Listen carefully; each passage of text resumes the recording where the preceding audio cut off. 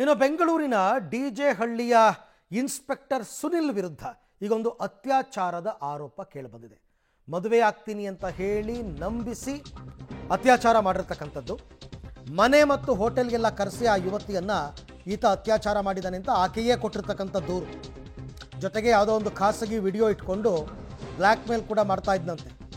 ಸಂತ್ರಸ್ತ ಮಹಿಳೆ ಈಗ ಡಿಜೆ ಕಚೇರಿಗೆ ದೂರನ್ನು ಕೊಟ್ಟಿದ್ದಾರೆ. ಡಿಜಿ ಕಚೇರಿಗೆ ಕಳೆದ 1 ವರ್ಷದಲ್ಲಿ 2-3 ಬಾರಿ ಲೈಂಗಿಕ ದೌರ್ಜನ್ಯ ಎಸಗಿದ್ದಾನೆ.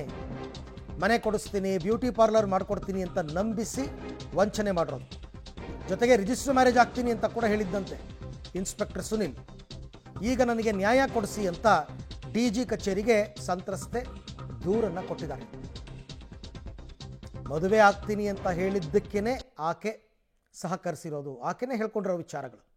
ಸರ್, 1.5 ವರ್ಷ ಹಿಂದೆ ನಾನು ಕಂಪ್ಲೇಂಟ್ ಕೊಡೋದಕ್ಕೆ ಡಿಜೆ ಹಳ್ಳಿ ಸ್ಟೇಷನ್ಗೆ ಹೋಗಿದ್ದೆ.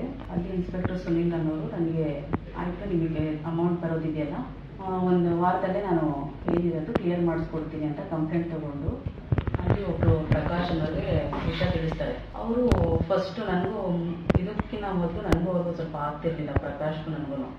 ಪ್ರಕಾಶ್ ಯಾರು? ಅವರು ASC ಸಿಲ್ವರ್ ಸ್ಟಾರ್. ಓಕೆ. ಅವ್ರಿಗೂ ನನಗೂ ಆಗ್ತಾ ಇರಲಿಲ್ಲ. ಹಂಗಾಗಿ ನಾನು ಹೇಳಿದೆ, ಸರ್ ನಾನು ಇವ್ರ ಜೊತೆ ಹೋಗೋದಿಲ್ಲ, ಬೇರೆಯವ್ರ ಜೊತೆ ಯಾರಾದರೂ ಅರೇಂಜ್ ಮಾಡಿ ಕಳಿಸಿ ಹೋಗ್ತೀನಿ ಅಂತ. ಸರಿ ಆಯಿತು, ನಾನು ಹೇಗಾದರೂ ಮಾಡಿ ಒಟ್ಟಿನಲ್ಲಿ ನೀನು ಅಮೌಂಟ್ ಬರೋ ರೀತಿ ನಾನು ಮಾಡ್ತೀನಿ ಅಂತ ಹೇಳಿದ್ರು. ಸರಿ ಅಂತ ಹಾಗೆ ಪರಿಚಯ ಆಗ್ತಾ ಆಗ್ತಾ ಮೆಸೇಜು ಸ್ಟಾರ್ಟ್ ಆಯಿತು. ಗುಡ್ ಮಾರ್ನಿಂಗ್, ಗುಡ್ ಈವ್ನಿಂಗ್ ಅದೆಲ್ಲ ಮೆಸೇಜಸ್ ನಡೀತಾನೆ ಇತ್ತು. ಆಮೇಲೆ ಏನು ಮಾಡ್ಕೊಂಡಿರೋದು ಏನು ಅಂತ ಎಲ್ಲ ಕೇಳಿದ್ರು. ನಾನು ಹೇಳಿದೆ, ಸರ್ ನಾನು ಒಬ್ಬರಿಗೆ ಲವ್ ಮಾಡ್ತಾಯಿದ್ದೆ, ತುಂಬ ವರ್ಷದಿಂದ ಒಟ್ಟಿಗೆ ಲವ್ ಮಾಡ್ತಾಯಿದ್ದೆ. ಅದು ಬ್ರೇಕಪ್ ಆದಮೇಲೆ ನಾನು ಮತ್ತೆ ಮದುವೆ ವಿಷಯಕ್ಕೆ ಹೋಗಲಿಲ್ಲ ಅಂತ ಹೇಳಿ, ನೀವು ಯಾವತ್ತೂ ಇದು ಮಾಡಬಾರ್ದು, ಯಾರ ಕಾಂಟ್ಯಾಕ್ಟಲ್ಲೂ ಇರಬಾರ್ದು ಅಂತ ಹೇಳಿದ್ರು. ಏನು ಗ್ಯಾರಂಟಿ ಅಂತ ಹೇಳಿದ್ಕೆ ಆಯಿತು, ನಾವು ರಿಜಿಸ್ಟರ್ ಮಾಡ್ಕೊಳ್ಳೋಣ ಅಂತೆ. ಇಲ್ಲೇ ಎಲ್ಲಾದರೂ ಒಂದು ನೋಡಿಕೊಂಡು ಫ್ಲ್ಯಾಟ್ ಏನಾದರೂ ತೊಗೊಂಡಿರೋಣ ಜೊತೆಯಲ್ಲೇ, ಏನು ನೀವು ಇದು ಮಾಡ್ಕೊಳಕ್ಕೆ ಹೋಗಬೇಡಿ, ಎಲ್ಲೂ ಹೋಗಬೇಡಿ ಅಂತ ಹೇಳಿದ್ರು. ರಿಜಿಸ್ಟರ್ ಮ್ಯಾರೇಜ್ ಆಗ್ತೀನಿ ಅಂತ? ಹಾಂ, ರಿಜಿಸ್ಟರ್ ಮ್ಯಾರೇಜ್ ಆಗ್ತೀನಿ, ಜೊತೆಲೇ ಇರ್ತೀನಿ. ನನಗೂ ಹೋಗೋದು ಬರೋದಕ್ಕೆಲ್ಲ ದೂರ ಆಗುತ್ತೆ. 8ನೇ ಮೈಲಿಗೆ ಹೋಗ್ಬೇಕು, ನಾನು ಇಲ್ಲೇ ಇರ್ತೀನಲ್ವ, ಹಂಗಾಗಿ ಇಲ್ಲೇ ಎಲ್ಲಾದರೂ ಮನೆ ನೋಡು ಅಂತ ಹೇಳಿದ್ರು. 2-3 ಕಡೆ ಎಲ್ಲ ಮನೆಗಳೆಲ್ಲ ನೋಡಿದೆ ನಾನು. ಇದು ಪ್ರೈವೇಸಿ ಇಲ್ಲ, ಅದು ಪ್ರೈವೇಸಿ ಇಲ್ಲ, ಬರೀ ಇದೇ ಸತಾಯಿಸ್ತಾ ಇದ್ರು. ಸರಿ ಅಂತ ಹೇಳ್ಬಿಟ್ಟು ಒಂದು ಪರಿಚಯ ಆಗಿದ್ದು 1 ತಿಂಗಳಿಗೆ ಏನು ಮಾಡಿದ್ರು, ನಮ್ಮ ವೈಫ್ ಇಲ್ಲ, ಊರಿಗೆ ಹೋಗಿದ್ದಾರೆ, ಮನೆಗೆ ಬಂದುಬಿಡಿ ಅಂತ ಲೊಕೇಶನ್ ಕಳಿಸಿದ್ರು ನನಗೆ.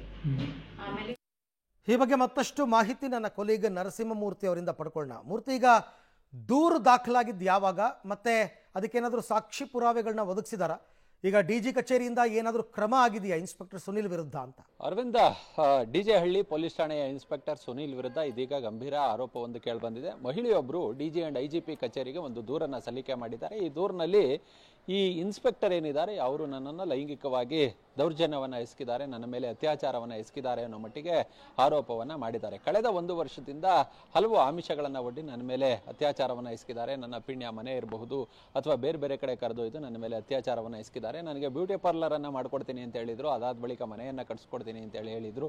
ಆದರೆ ಇದ್ಯಾವುದನ್ನು ಕೂಡ ಮಾಡಿಲ್ಲ. ಆ ಬಳಿಕ ರಿಜಿಸ್ಟರ್ ಮ್ಯಾರೇಜ್ ಆಗ್ತೀನಿ ಅನ್ನೋ ನಿಟ್ಟಿನಲ್ಲಿ ಭರವಸೆಯನ್ನು ಕೊಟ್ಟಿದ್ದರಿಂದ ನಾನು ಆ ಸಂದರ್ಭದಲ್ಲಿ ಅಷ್ಟೊಂದು ಪ್ರತಿರೋಧವನ್ನು ಒಡ್ಡೋದಕ್ಕೆ ಸಾಧ್ಯವಾಗಲಿಲ್ಲ. ಹೀಗಾಗಿ ಇದೀಗ ಅವರು ಯಾವುದಕ್ಕೂ ಕೂಡ ಕ್ಯಾರೆ ಅಂತಿಲ್ಲ, ಮತ್ತು ಮದುವೆಯನ್ನು ಕೂಡ ಆಗಲ್ಲ ಅಂತ ಹೇಳ್ತಿದ್ದಾರೆ.